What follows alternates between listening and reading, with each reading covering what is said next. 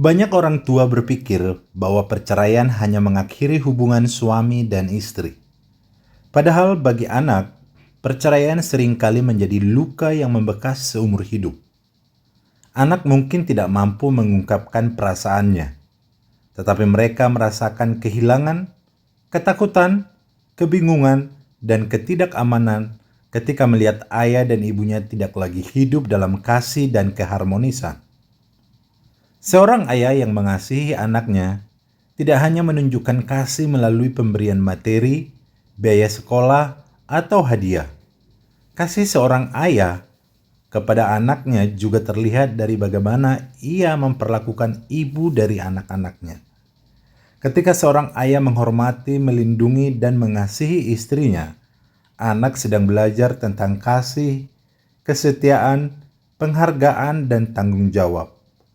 Sebaliknya, ketika seorang ayah menyakiti, merendahkan, atau mengabaikan ibunya, anak juga ikut terluka. Dalam banyak hal, gagal mengasihi ibu dari anak-anak berarti gagal memberikan bentuk kasih yang utuh kepada anak. Hal yang sama berlaku bagi seorang ibu. Seorang ibu menunjukkan kasih kepada anak bukan hanya dengan merawat dan membesarkannya, tetapi juga dengan menghormati dan menghargai ayah mereka. Ketika seorang ibu terus-menerus merendahkan, membenci atau menjelekkan ayah di hadapan anak, maka anak berada dalam konflik batin yang berat. Anak merasa harus memilih pihak padahal mereka membutuhkan kedua orang tuanya.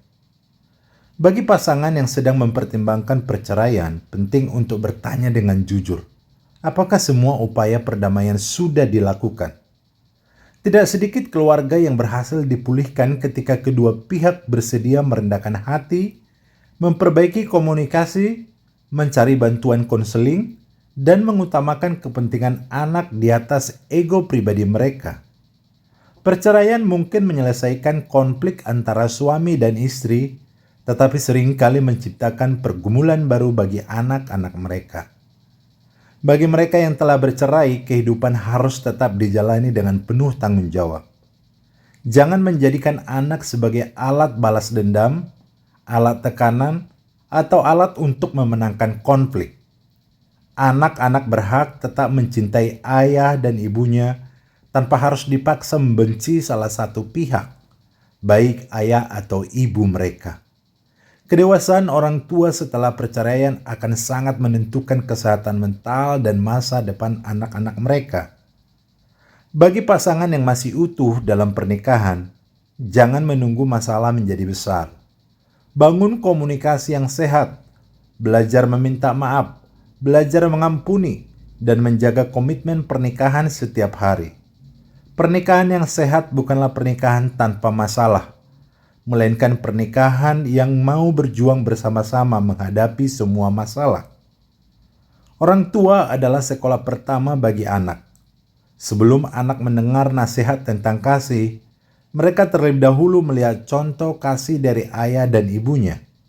Sebelum anak belajar tentang pengampunan, mereka melihat bagaimana orang tuanya saling mengampuni. Sebelum anak belajar tentang kesetiaan, mereka mengamati kesetiaan yang ditunjukkan dalam keluarga.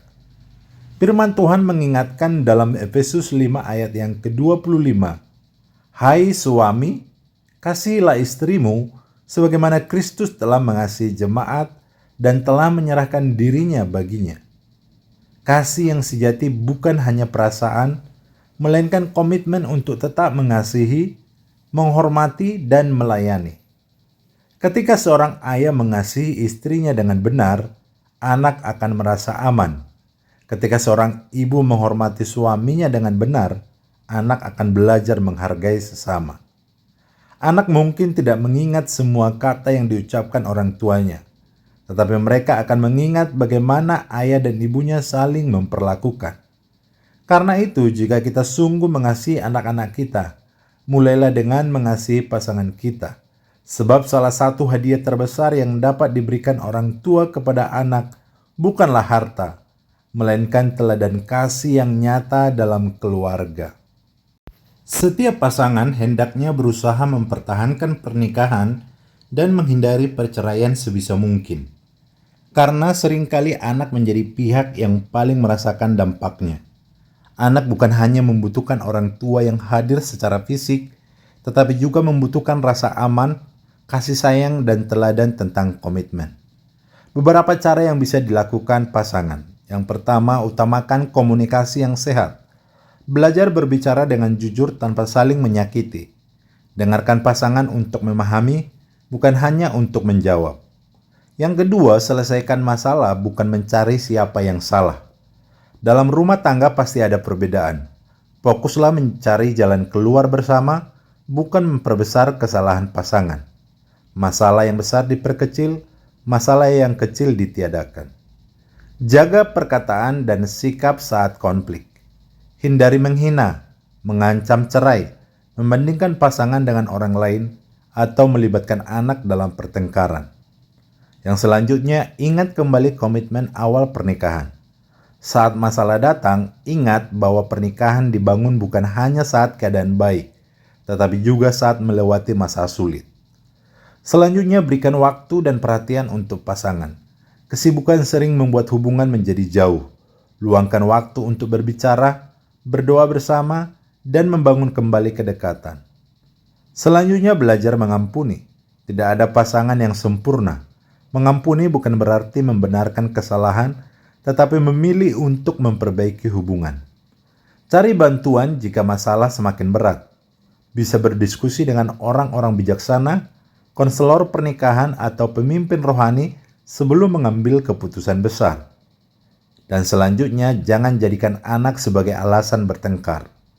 Anak membutuhkan kedua orang tuanya yang saling menghargai walaupun ada konflik. Tetapi jaga agar anak tidak merasa harus memilih pihak. Pernikahan yang kuat bukanlah pernikahan tanpa masalah, tetapi pernikahan yang mau terus berjuang, belajar, dan saling memperbaiki. Karena ketika orang tua menjaga hubungan dengan kasih dan komitmen, anak pun bertumbuh dalam rasa aman. Karena itu, apa yang telah dipersatukan Allah tidak boleh diceraikan oleh manusia. Matius 19 ayat yang ke-6. Kita sama-sama berdoa, kita sama-sama berjuang, karena tidak ada pernikahan yang sempurna. Tapi pernikahan itu belajar seumur hidup, belajar sampai akhir hayat. Jangan lupa subscribe, like, dan komen video Penyuluh Zaman Now sekarang juga. Ditunggu. Terima kasih yang sudah like dan subscribe. Tuhan memberkati.